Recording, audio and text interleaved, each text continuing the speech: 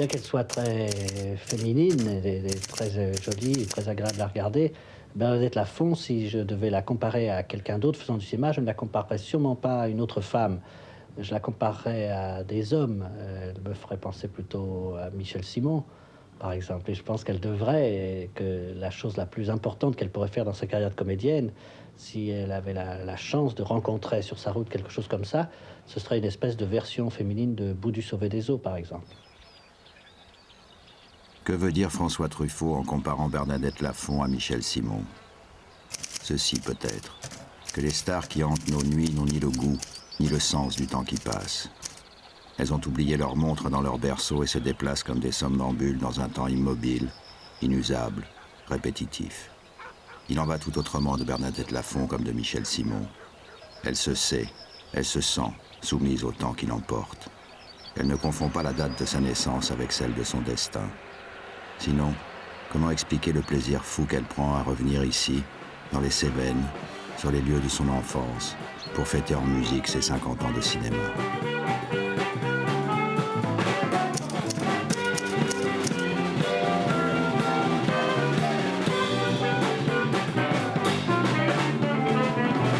Still love me, both day and night. Never drove no fusses, always streets we ride. Never running in the streets and leave me alone. She knows a woman's love. Car Bernadette est une star de plein jour, qui compte les heures et accorde à chacune d'elles sa juste mesure de plaisir et de souffrance. Et malgré tout, sa force de vie demeure intacte, depuis ce jour de 1957 où elle déboule sur les écrans à bicyclette, poussée par le vent encore timide de la nouvelle vague.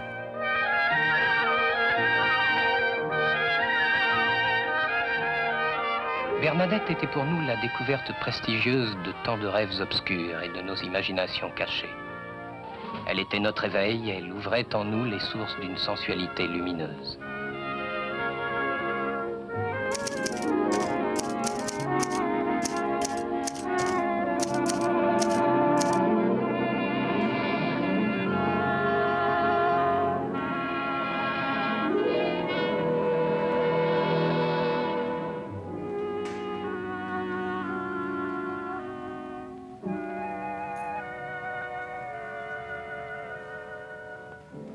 Pour vous, Bernadette, pas de conservatoire?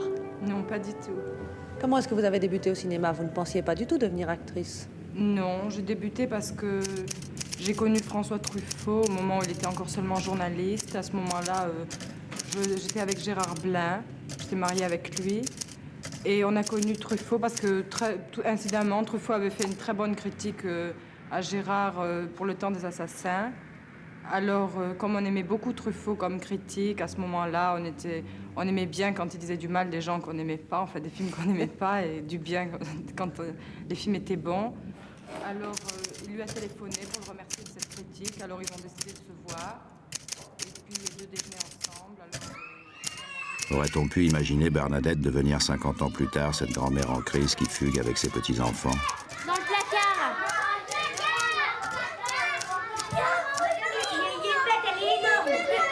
Dans le placard. Ça va, dans le placard, c'est poilu. Attention.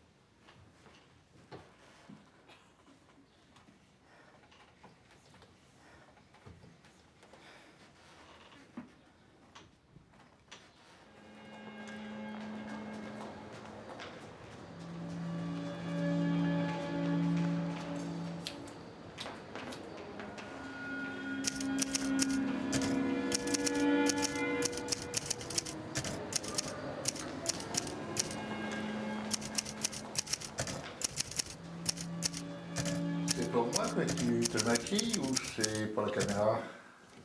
Pour les deux. Ah, c'est gentil, ça.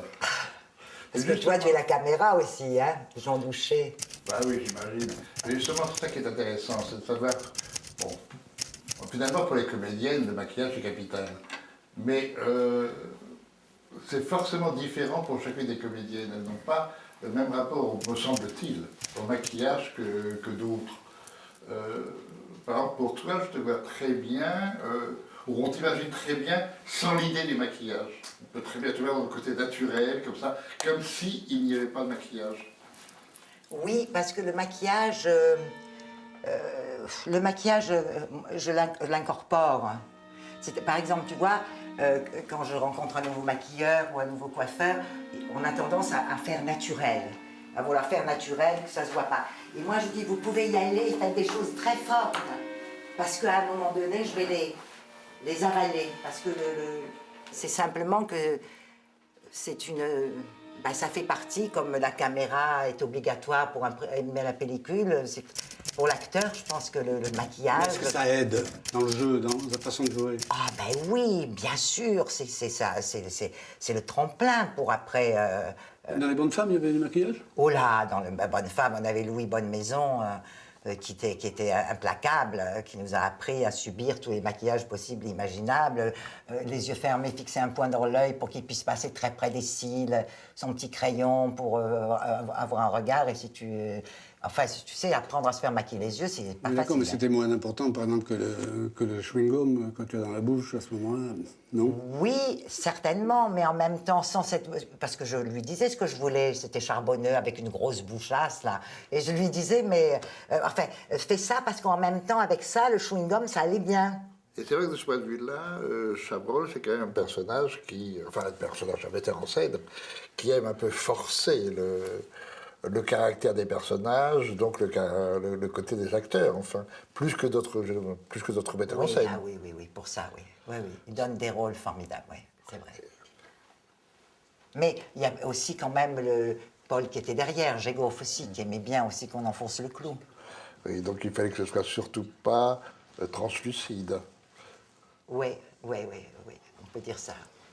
Mais même Dinan et Maury, les comédiens là, ils ont l'air maquillés tellement ils sont formidables. On dirait. Tu mettras un faux nez, d'ailleurs il en remet un à un moment donné à Dinan, mais il a toujours le faux nez. C'est des têtes de clown. Ah bah de toute façon, oui, c'est fait là-dessus. Ouais. C'est fait sur le côté forcé de toute façon. Mais par exemple, dans le maquillage, un élément important, c'est le miroir. Oui. Dans À bout de souffle, tu as une scène devant un miroir où tu parles de la patronne. Oui, je suis pas dans non, pas dans À bout de souffle, dans À double tour. À double tour. Oui. Tu dis, allez, je sais pas quoi, la patronne. Oui, dire du mal de la patronne. Oui, et tu dis ça. Je sais pas si c'est dans... Et il y a le trou de la serrure, après, il regarde pas. Où tu embrasses le miroir. Ah oui, mais ça c'est le narcissisme qu'on peut avoir quand on a 18 ou 20 ans et qu'on dit folle de son corps, on sait bien, surtout en faisant de la danse, tout ça, on commence à bien le connaître. Hein. Et puis, le mouvement, donc, voilà, c'est le narcissisme, absolument, qui s'embrasse dans l'eau, donc dans le miroir, sans passer pour autant de l'autre côté.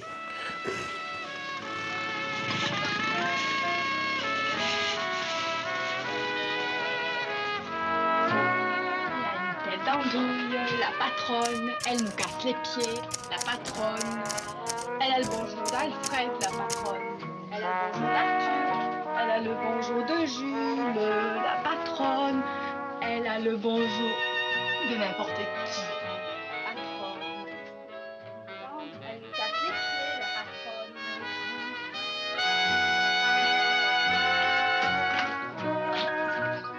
Tu es bien plus belle que la patronne.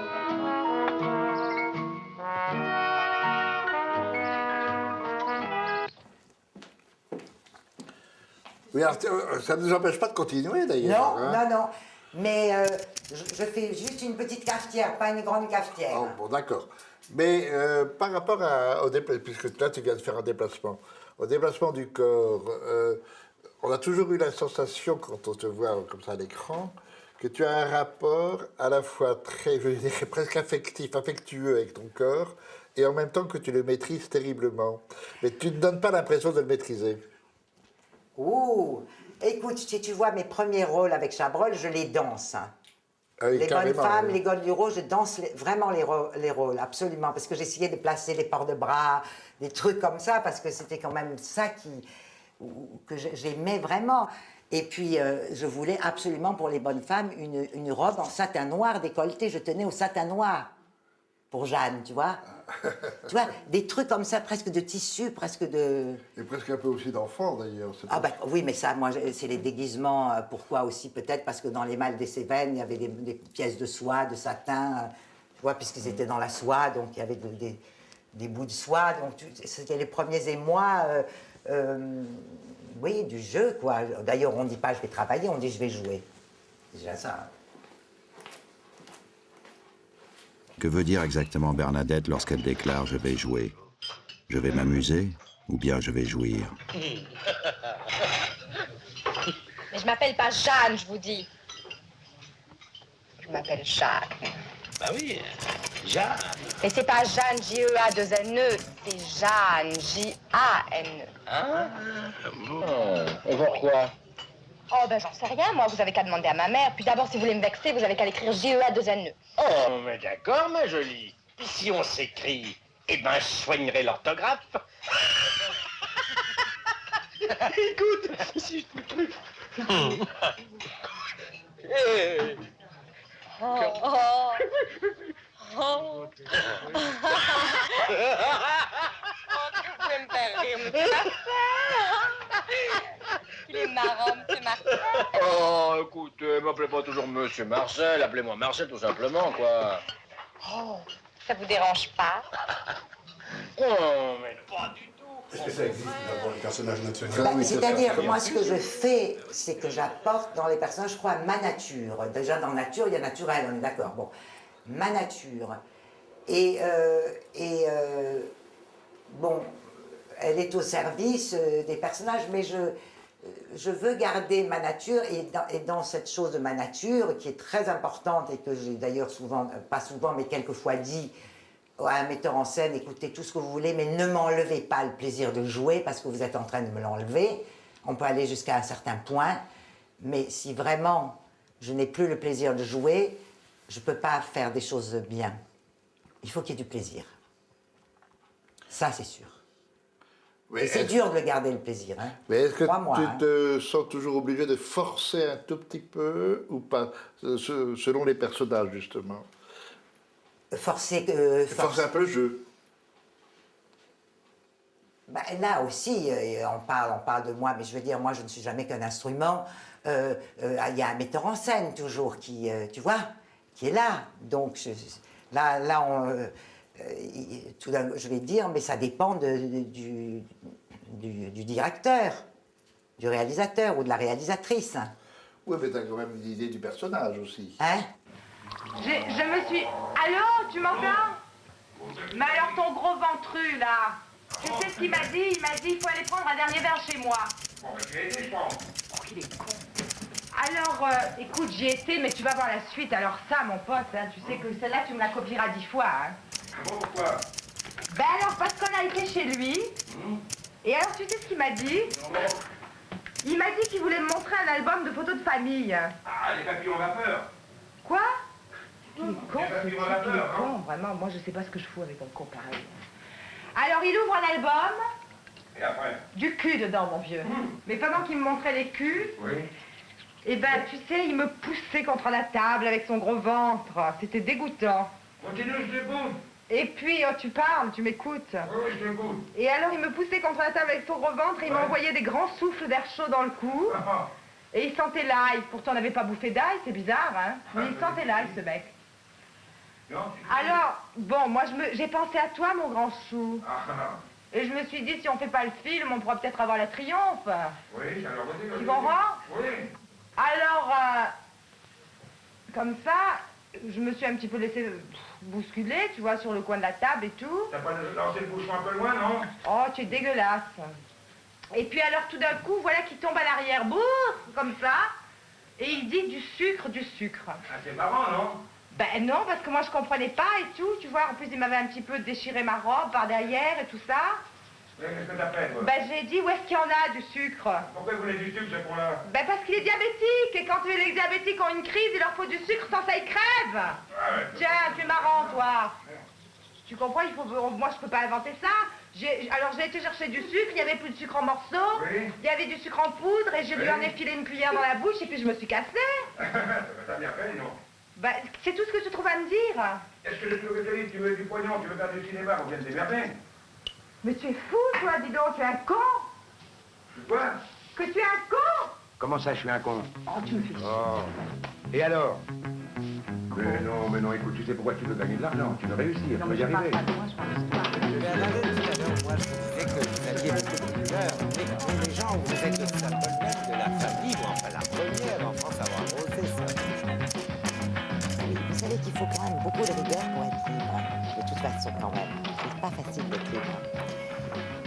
Mais c'est vrai que on m'a collé comme ça, je pense à La fiancée du pirate ou au Stance à Sophie de Misraïd après le roman de Rochefort. Disons, on m'a collé, j'ai interprété, j'ai véhiculé ces idées de liberté, c'est sûr. Et ça fausse énormément les relations avec les autres. Hein. On revient un petit peu au truc de l'identification, c'est-à-dire que les gens, par exemple, ils attendent vraiment qu'on leur saute dessus, quoi, qu'on leur saute carrément à la braguette et qu'on se mette à... Je me souviens d'avoir un jour rencontré quelqu'un qui s'est jeté à mes genoux et qui m'a dit écoutez, je voudrais quelque chose. Je lui ai dit quoi? Je me suis dit qu'est-ce qu'il veut? Il va me demander ma main, cette position de chevalier comme ça. Puis il m'a dit non, je voudrais embrasser votre... Alors, comme ça, voilà. Alors je lui ai dit ça. voilà, absolument, j'étais dans une cuisine comme ça. Alors je lui dis bon ben ok, puis j'ai relevé ma jupe et puis il m'a embrassée. Au fil du temps, l'image que Bernadette nous donne d'elle-même se modifie. La fréquentation de quelques êtres d'exception l'a éloignée de l'insouciante jeune fille qui dévalait les rues de Nîmes à bicyclette. Et lorsque nous lui rendions visite il y a une vingtaine d'années, elle excellait déjà dans l'art de brouiller les cartes, en posant sur toute chose ce regard amusé, ce regard complice et distant qui n'appartient qu'à elle et qui fait qu'on ne sait jamais s'il vaut mieux lui proposer de jouer au poker ou au jeu des 7 familles. Ce jour-là, le hasard d'un album de photographies avait décidé pour nous. Ça, c'est moi. Ça, c'est moi. Écoute, c'est pendant le tournage. Hein. Mais ceci dit, j'ai l'impression que c'était avant que je fasse du cinéma. Parce que j'ai cette moue qui était... quand j'avais 13-14 ans, j'étais complètement obsédée par Brigitte Bardot. Et puis quand j'ai rencontré Truffaut et Chabrol et tout ça, ils étaient aussi complètement obsédés par Brigitte Bardot. Et donc j'essayais de le faire, sa bouche. Je peux plus le faire maintenant. Mais la frange aussi. Et puis oui, c'était l'époque Sauvageon, quoi. C'était toujours Brigitte Bardot. Je veux dire, Brigitte Bardot a fait des ravages hein, dans les années... un peu avant les années 60. Hein. Elle n'était pas brune? Non, c'était une... Elle était décolorée. Je crois. Mon père, ça, c'est mon père. Il a des belles mains. Ah! Qu'est-ce que c'est? Oh là là, écoute ça, j'ai reçu ça. J'avais une copine de cœur quand j'avais 14 ans, qui s'appelait Janine. Je me souviens qu'elle était amoureuse du pape, hein, de Pie XII. C'est drôle, non? Moi, j'étais amoureuse de Jean Marais. Donc, elle me racontait à la récré des histoires de Jean Marais et moi. Et moi, je racontais l'histoire de Pie XII et elle. Tu sais, des folies. Hein. Ça avait été pris en vacances, sûrement, là, dans les Cévennes. Alors, tu vois, c'était quand même le short moulant, le côté Sylvana Mangano d'Henri Hammer. Hein, il manque que les bottes. Hein. C'était avant l'émission? Prête à tourner, oui. Un an ou deux avant. Non, plus. Bien, comme on dit maintenant, dans le look de l'époque. Mais tu pensais déjà tourner? Mais oui, tu sais que je faisais des choses insensées parce que je me mettais à des terrasses de café, parce que j'étais obsédée par Marina Vladi, qui avait 14 ans, mon âge, et qui avait été vedette. Elle avait fait avant le déluge de Kayat, et puis elle tournait en Italie. Alors je m'asseyais à des terrasses de café, et puis quand on venait pour me parler, je disais « Qu'est-ce que vous faites ?» Je disais « Je fais du cinéma en Italie. » les gens ils disaient ou elle est folle, ou alors ben, c'est peut-être vrai, elle fait peut-être du cinéma en italien, faut pas toucher. Alors tout le monde s'en allait, je restais toute seule avec mes... C'est un peu couleur Mentalo d'Eddie Mitchell, tu vois. Cette chanson, elle est vraiment bien.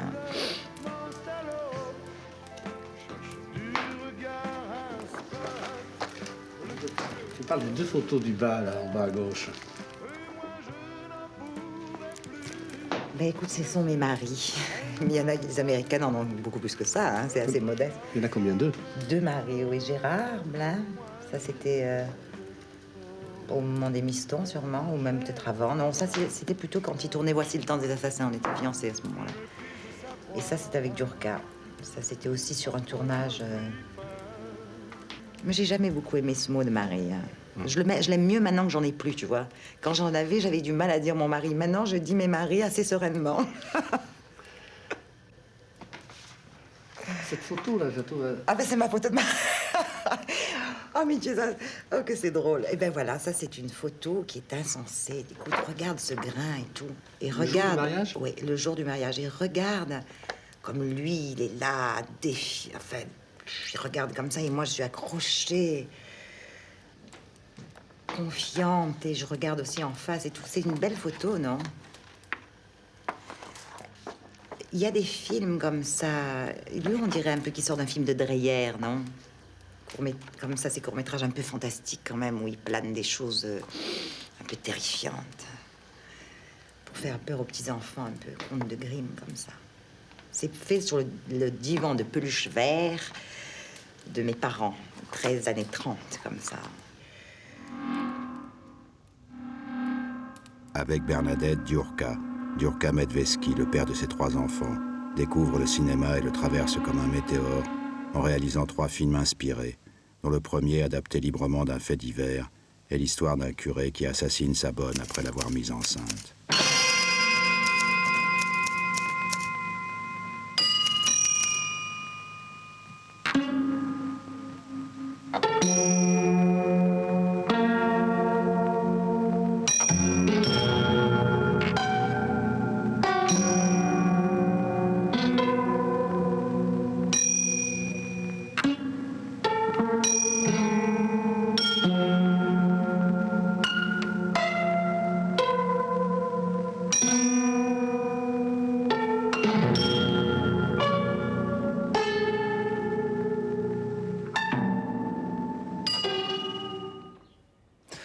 Dis-moi ce qui se passe, maman. C'est à cause de Véro, c'est ça? C'est papa? Bon, il faut que tu leur expliques parce qu'ils comprennent rien. Mais il n'y a rien à expliquer. J'ai juste besoin de prendre un peu l'air, de m'aérer un peu, de faire le point. Enfin, c'est tout, ça arrive, hein. Et pour ça, t'as besoin d'avoir les enfants.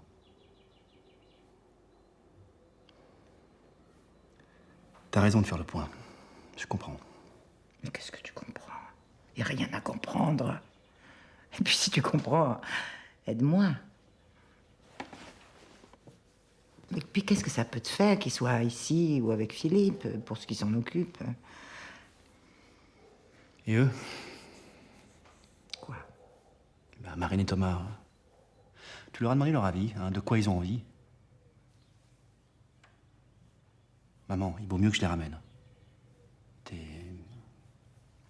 T'es trop fragile. Si tu fais ça, je me tue.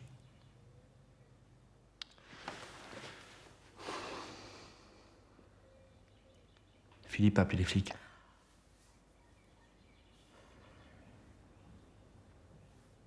Il faut que je les ramène, maman. Oh, laisse-les-moi. Juste 2 ou 3 jours. Je peux pas, maman. Mais qu'est-ce que je vais devenir, moi, toute seule? Mais arrête, t'es pas toute seule. Bon, écoute. Je ramène les enfants, toi tu restes ici, et puis après je repasse te chercher, d'accord? Comme ça on passera un petit peu de temps tous les deux. D'accord? Tu crois que je deviens folle? Mais non. Un cauchemar. Terrifiant. Et pourquoi? Et parce que la dernière fois que j'avais été comme ça portant un film, c'était quand même 30 ans avant, c'était pas la même marionnette, hein. Tu vois? Là, je me retrouvais avec une vieille, avec des cheveux blancs. Je me regardais le matin dans la glace, je ne m'aimais pas du tout, je me trouvais affreuse, comme je me trouve maintenant affreuse. Tu vois ce que je veux dire? Donc, et il fallait...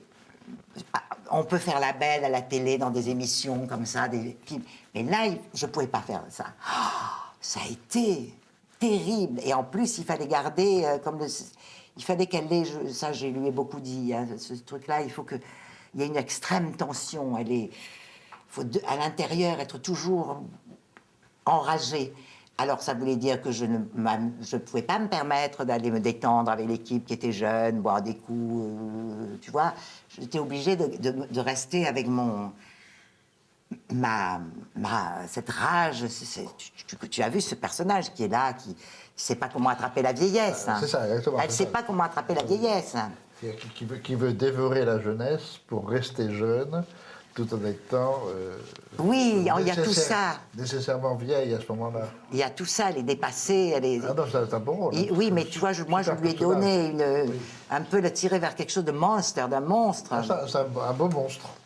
Un beau monstre et en même temps un monstre, je dirais affectif parce que trop affectueux, sauf que son affection est un peu condamnable.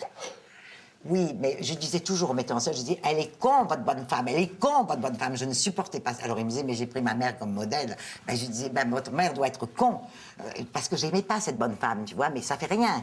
Il fallait quand même avoir trouvé ce plaisir-là dans autre chose, hein, dans une espèce de...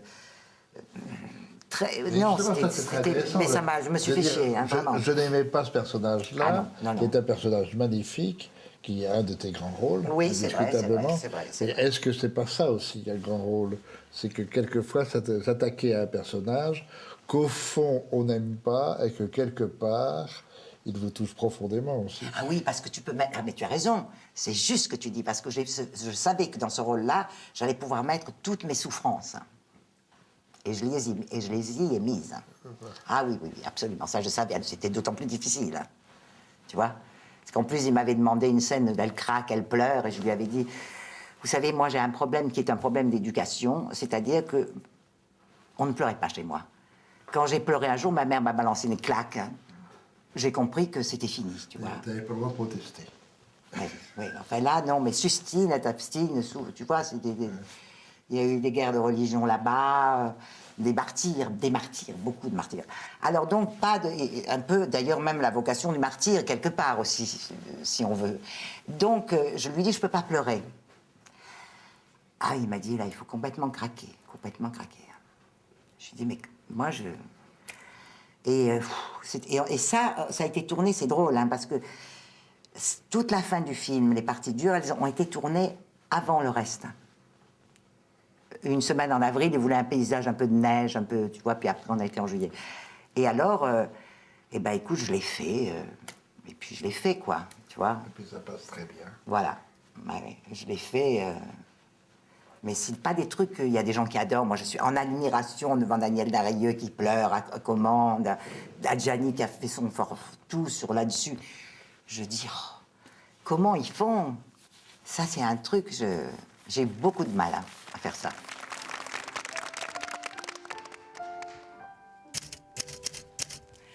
Je lui ouvre toute nue, me souhaite la bienvenue. Lui, tout en baissant la tête, il me remet mes chaussettes, il me rajuste mes bottes et ma petite culotte. Il remoule sur mes seins mon soutien-gorge en satin. Il rajuste le tricot sur la blancheur de ma peau. Il reglisse la ceinture dans les passants de ma jupe. Puis, sans me quitter des yeux, il rattache mes cheveux. Et devant moi, sans un bruit, il a même refait le lit. Et quand tout fut bien rangé, bien propre, bien arrangé, il a même, comme il se doit, baisé le bout de mes doigts. Elle se redressa d'un bond, avec un œil furibond. me traita de Dieu, c'est quoi, tout en se ruant sur moi. Et d'un mouvement hardi, elle me jette sur le lit. Et sans me quitter des yeux, elle agrippe mes cheveux. Elle arrache mon tricot tout en mordillant ma peau. Elle enlève le ceinturon qui tenait mon pantalon. Et elle se frotte, elle se rengorge à grands coups de soutien-gorge. Puis elle enlève mes bottes et ma petite culotte. Dans sa hâte, la fillette n'a laissé que mes chaussettes.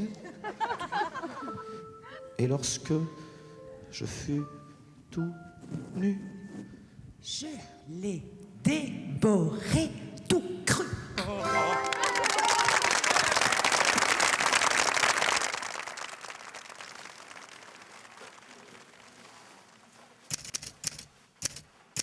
Bon, il y a eu cette première décennie, là,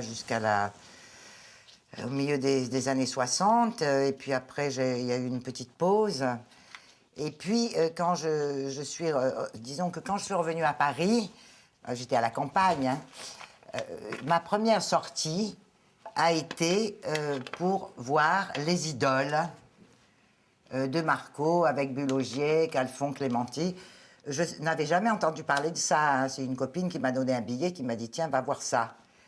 Et je suis sortie de là, mais alors absolument électrisée, shootée à je ne sais pas quoi. Je me suis dit « Il faut que je travaille avec ces gens-là ». Et plus particulièrement, c'était Calfon qui m'avait impressionné. Calfon m'avait tapé dans l'œil. Jean-Pierre Calfon, c'était un autre type de comédien que ceux que tu avais eus, Brialy, Blin, etc. Même Terzieff, enfin, c'était... Terzieff, oui, le révélateur, enfin, oui. Oui, mais justement... Bah oui, tout d'un coup, c'était... et en même temps, d'ailleurs, à peu près en même temps, j'avais eu cette expérience très importante pour moi, là, sur ces histoires d'acteurs, de pouvoir aller à Cassis avec Noël Birch. Il y avait un festival, là, assez fou, fait par Open the Door and See the People, qui a réalisé ça, où il y avait, entre autres, le Living Theatre qui faisait la création de Frankenstein.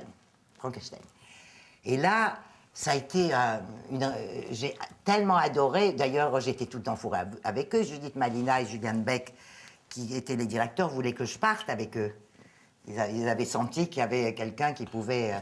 tu vois, tout d'un coup, tout ce que j'avais fait m'est apparu complètement ringard et vieux. Et en même temps, j'étais une sorte de vieille actrice, déjà. Tu vois, parce que tout ce qui avait fait avant, il y avait une rupture. Vraiment, Chabrol, je le considérais comme un ringard. Oui, mais ça, c'était une erreur. Mais en même temps, c'était vrai.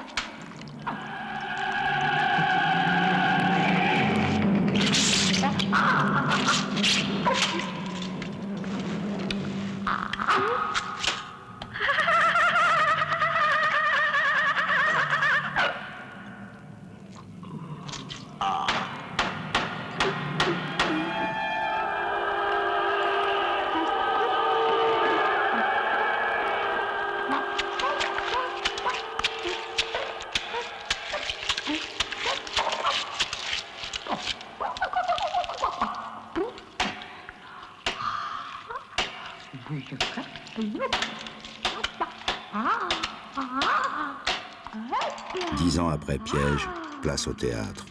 Très durement, hein, pas du premier coup. Du premier coup, assez tardivement en plus. À 40 ans. Après avoir fait, comme on dit, toute ma carrière au cinéma, enfin des rôles. Voilà. Mais j'ai eu de la chance, beaucoup, parce que la première pièce que j'ai faite, j'avais 40 ans, 78, c'était déjà un personnage que je connaissais, qui était, tu dois connaître, toi qui sais tout, Hergébette Bathory, la comtesse sanglante. Et moi, ça a été mon premier rôle au théâtre. Et donc ça, c'était génial, ça.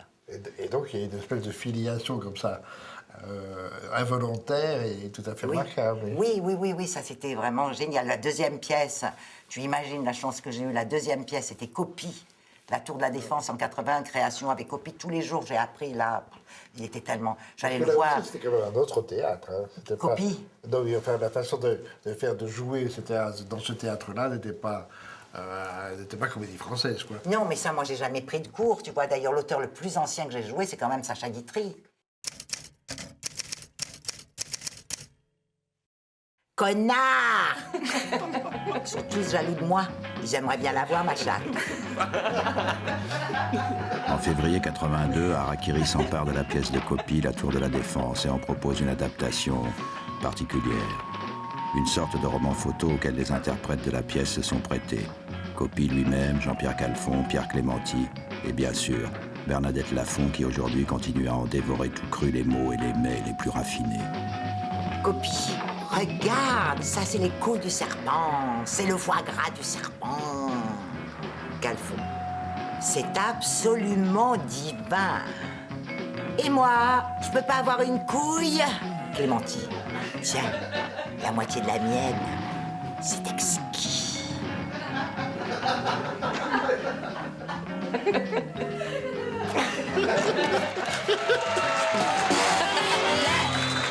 Zig-zig, au buffet des amours, c'est le plat du jour. Le zig-zig, nous c'est notre métier de zig-ziguer. Nous avons de jolis coffres forts, notre corps. Et si vous voulez la clé, on va pouvoir s'arranger. Le zig-zig, si vous êtes gentil, vraiment gentil. Le zig-zig nous paiera la maison dont nous rêvons.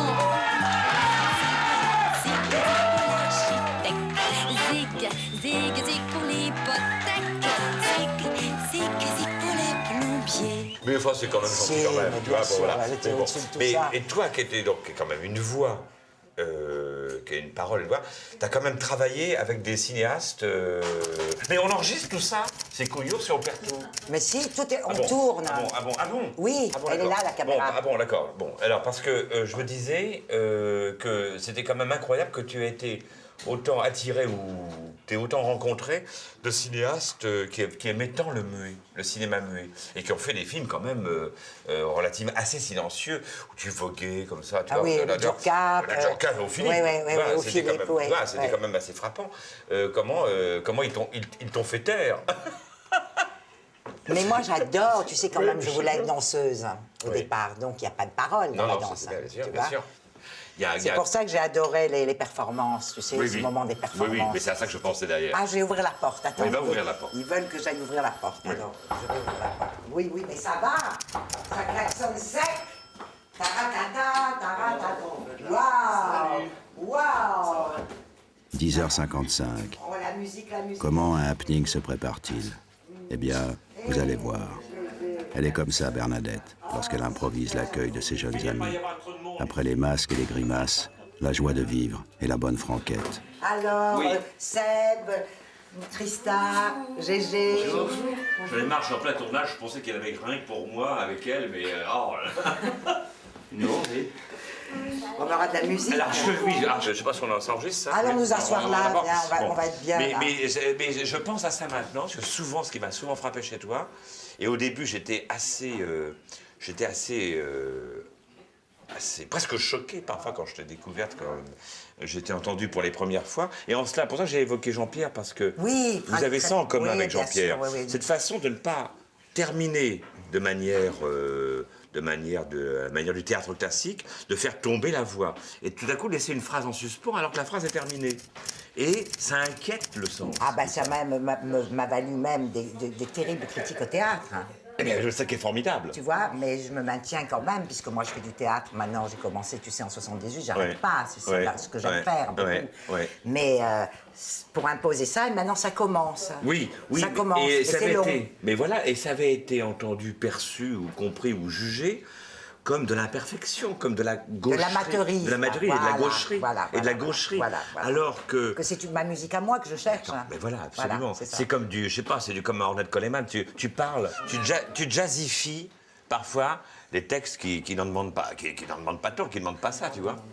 Oui, voilà, alors voilà. Oui, je sais pas, j'essaye de...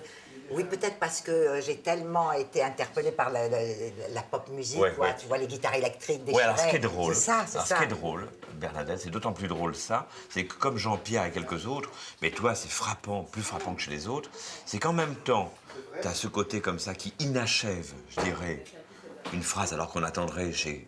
Oui, qu'il laisse ouvert, quoi. Voilà, qu'il laisse ouvert. Et en même temps, une arabesque, c'est jamais terminé, ça ne se termine jamais. Oui, ça peut être même comme les flammes, la fumée. Ça ne se termine jamais. Et ta voix non plus ne termine pas un texte. Et ça, je trouve ça formidable et unique. Ce que j'avais, bien évidemment, pour moi, quand tu parles de mener une revue, le happening. Oui, le happening. Tu vois, il y a quelque chose chez toi. Pardon? Nous voir après qu'on fasse un point pour faire les courses, savoir qu'on va faire à manger. Ah oui, bah alors j'y vais. Parce qu'on va terminer là. On va faire une petite. Là, on a dit trop de trucs. Là, non, mais on va faire une petite cantine, on va manger là, ce sera sympa. Oui, tu vois? Je peux trouver un papier, un crayon. On m'a beaucoup parlé de ce film. Quelques tomates, il y en a, mais pas beaucoup. Il y a une salade. Tomates, mozza, pain, fraises, framboises. Est-ce que quelqu'un a dit quelque chose? Oui, ah oui. Où commence la vie, où s'arrête le cinéma? Avec Bernadette, il est très difficile de le savoir. Regardez-la proposer une tranche de jambon à ses invités. Dans quelques secondes, elle s'inquiétera du fromage, avant de venir s'asseoir pour nous parler de son expérience de tournage avec Jean Eustache. Voilà, nickel. Du pain, il y a un truc comme ça qui est au fromage, un peu, mais puis il y a une baguette. Hein. Bon, je sens que nous ne périrons pas. Non, périra C'est pas aujourd'hui qu'on va mourir de faim. Non. Dis donc, on s'occupe pas de fromage, il est où, Bastien? On a pris de la mozzarella ici, on va prendre un peu de fromage. Pour la première fois, j'ai écrit un film pour les gens qui allaient le jouer. C'est-à-dire que j'ai contacté les acteurs avant d'écrire le film. Je leur ai demandé, voulez-vous, j'ai l'intention de faire un film avec vous, acceptez-vous de le faire?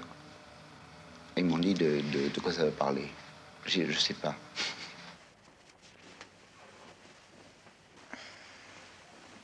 J'ai horreur d'être au milieu. Vous ne voulez pas vous y mettre? Non. Laissez-moi tranquille. Si je vous gêne, je peux toujours aller dans la pièce à côté. Arrêtez de déconner. Ne vous rendez pas compte que vous êtes le plus heureux des hommes? Vous êtes dans un pieu avec 2 nanas qui vous aiment. Je veux bien passer au milieu. Mais laissez-moi dormir, hein.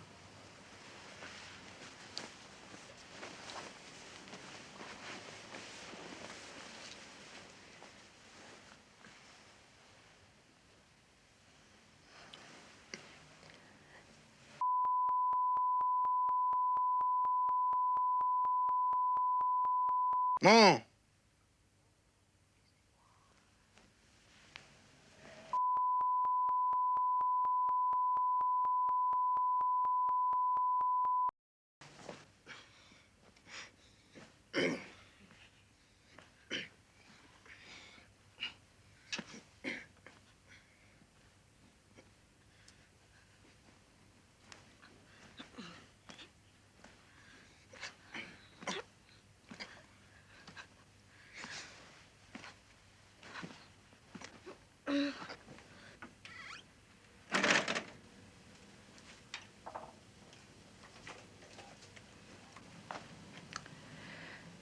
Pour dormir, il en faut combien?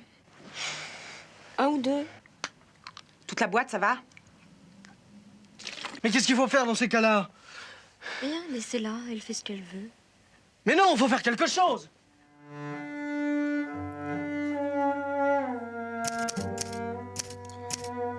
Alors, Bernadette, ce matin, on ne s'est pas tout dit. Heureusement, on a fait une pause et on a quelques idées qui nous sont venues.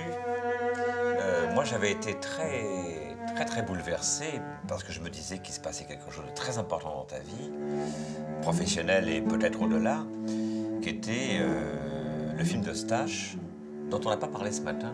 Oui. Qui m'avait semblé être un moment fort et puis un moment d'émotion pure, presque un peu immédiate. Parce que c'est quand même un moment où c'était pas arrivé souvent de pleurer au cinéma. On ne sait pas si tu pleures d'ailleurs. Je ne pleure pas. Mais non. Mais je lui avais dit, tu me fais pas pleurer parce que je sais pas faire. Ah non, je pleure pas, mais c'était un truc qui était génial là-dedans à propos d'émotion. J'ai toujours imaginé que tu pleurais un peu. J'ai toujours imaginé que tu pleurais. Par contre, tu sais la scène où elle dit qu'elle va s'empoisonner, où elle sort à poil du lit, c'était pas du tout prévu d'être à poil. Et c'est juste au moment où on allait tourner, il vient et me dit, je pense que ce serait beaucoup plus dramatique si tu allais pour te tuer comme ça à poil. Ah oui. Et c'était génial. Ah oui, c'était formidable. Parce que moi, ça me fait voir le film autrement. Parce que lorsque tu te mets les mains sur le visage comme ça... Oui, pendant toute la chanson de Edith Piaf. Voilà, qui passe, oui. Les amants de Paris, etc. C'est peut-être moi qui ai pleuré finalement. Parce que je pense, je pense. Moi, j'étais derrière mes mains, j'attendais que ça se passe. Ah bon, pas plus que ça? Enfin, si, n'exagérons rien. Mais enfin, tu vois, oui, avec une tension intérieure. Mais si tu veux... non, c'était un truc abîmé dans quelque chose, mais sans sursaut, sans manifestation extrait. Oui. Ouais. Parce que tu étais assez mère sévère dans ce film-là, avec le Jean-Pierre. Tu sais, j'avais le sentiment que tu réglais des comptes avec une génération, que tu allais passer à autre chose. De la façon dont tu le traites, le personnage. Hein. Oui, oui. Encore qu'il le mérite un peu. Oui, mais ce qui se passait, c'est que ce tournage était très dur. Parce qu'on tournait avec donc Françoise, qui était l'ancienne copine, et la copine qu'il avait, Catherine, chez qui on tournait, dont je jouais le rôle.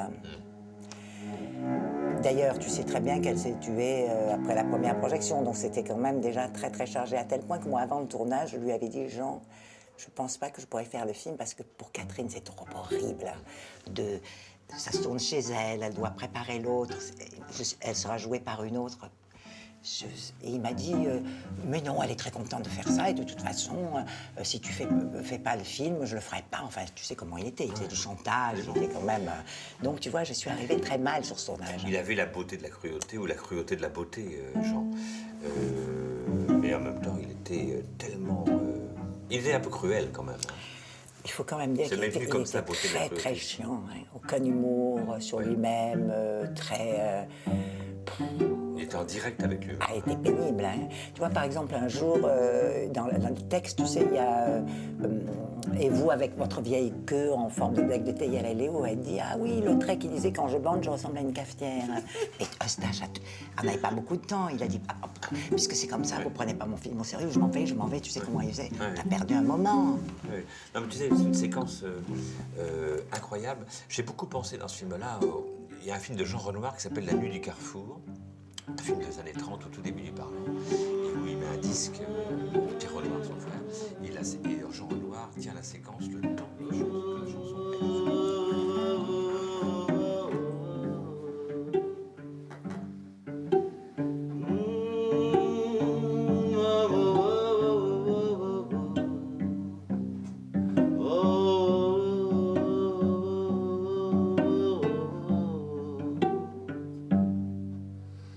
Je l'ai sortie de son coma éthylique.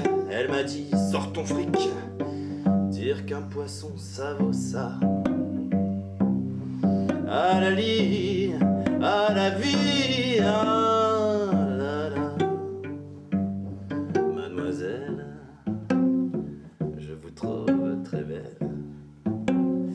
Nenia Zavutsaczka.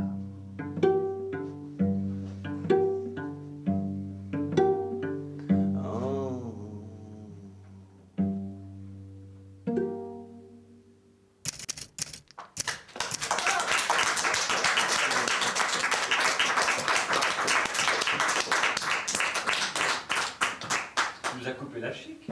On va les partis tous les deux. Ah, t'es vraiment un vétéran en scène autocrate.